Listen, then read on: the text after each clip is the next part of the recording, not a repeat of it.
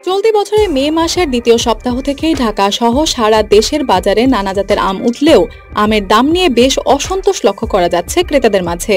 অনেকেই বলছেন, এবছর আমের দাম এত বেশি যে আম কিনতে হিমশিম খাওয়ার জোগাড় তাদের। 1 কেজি আম কিনতে হলে একজন ক্রেতাকে অন্তত 100 টাকা থেকে 120 টাকা গুনতে হচ্ছে।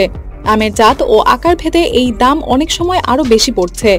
গত কয়েক বছর ধরেই দেখা যাচ্ছে যে সামাজিক যোগাযোগ মাধ্যমের জনপ্রিয়তাকে কাজে লাগিয়ে আমের মৌসুমে অনেকে অনলাইনেও আম বিক্রি করছেন।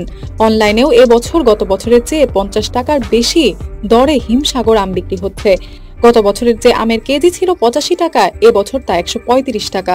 কিন্তু কেন গত বছরের তুলনায় এবার দাম এত বেশি? এর ব্যাখ্যা হিসেবে কয়েকটি কারণকে চিহ্নিত করেছেন বাংলাদেশের সকল স্তরের আম ব্যবসায়ী ও কৃষি সম্প্রসারণ অধিদপ্তরের কর্মকর্তারা। তারা বলেছেন, এবছর আমের উচ্চ মূল্যের প্রধান কারণ হলো আমের খারাপ ফলন। তবে আমের ফলন কম বা খারাপ হওয়ার পেছনেও আবার সুনির্দিষ্ট কারণ আছে।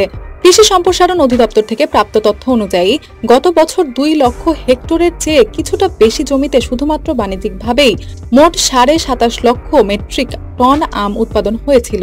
কিন্তু এবার আমের ফলন কম হবে। তবে কত কম হবে সেটা আরও পরে বোঝা যাবে বলে জানিয়েছেন কৃষি সম্প্রসারণ অধিদপ্তরের মহাপরিচালক বাদল চন্দ্র বিশ্বাস। তিনি জানান, এবছর সারা দেশে সব মিলিয়ে 25 থেকে 27 মেট্রিক টন আম উৎপাদন হতে পারে।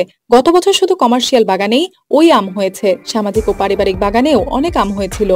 এবার কমার্শিয়াল, সামাজিক, পারিবারিক সব মিলিয়ে এই পরিমাণ আম হতে পারে।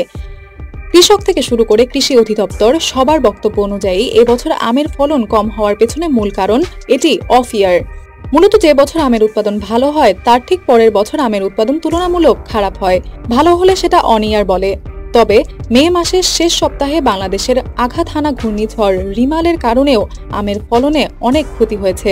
উপকূলে আঘাত হানার পর থেকে প্রায় 50 ঘন্টা পর্যন্ত বাংলাদেশে অবস্থান করছিল সাম্প্রতিক সময়ে দীর্ঘস্থায়ী ঝড় রিমাল। কৃষক ও ব্যবসায়ীরা জানান, ঘূর্ণিঝড়ে অনেক আম পরিপক্ক হওয়ার আগেই ঝরে পড়েছিল। শুধু তাই নয়, হপার পোকার আক্রমণের কারণেও এবার অধিকাংশ কোম্পানির ফলন খারাপ হয়েছে বলে জানিয়েছেন রাজশাহীর বনেশ্বরের আড়তদার। যেহেতু আমের ফলন কম হয়েছে, সে কারণে এবার আমের দাম বাড়তি থাকবে। কারণ যখন বাজারে কোনো পণ্যের চাহিদা উৎপাদনের চেয়ে বেশি থাকে তখন স্বাভাবিকভাবেই ওই পণ্যের দাম বেড়ে যায়।